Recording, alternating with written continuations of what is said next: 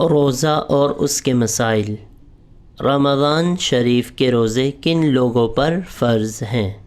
یہاں پر دیکھیے گا، ہر مسلمان عاقل بالغ مرد عورت پر فرض ہیں، اور ان کی فرضیت کا انکار کرنے والا کافر اور بلا عذر چھوڑنے والا سخت گناہ گار اور فاسق ہے۔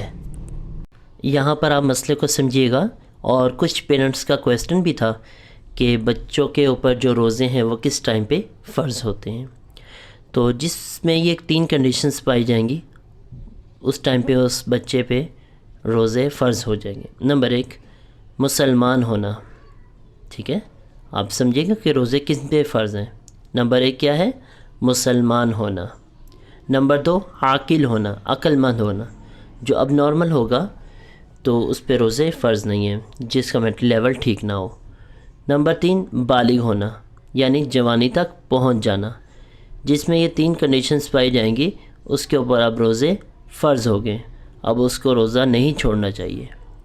اور اس کے آگے ہم نے بات کی ہے، ایسا انسان جو ان کی فرضیت کا انکار کر دے تو ایسے انسان کو کافر کہا جائے گا، وہ اسلام سے خارج ہو جائے گا جو روزوں کا انکار کر دے، کیونکہ یہ فرض ہے، ٹھیک ہے۔ اور بغیر کسی عذر کے، بغیر کسی شرعی عذر کے اگر کوئی روزے کو چھوڑ دیتا ہے تو ایسا انسان سخت گناہ گار اور فاسق کہلایا جائے گا۔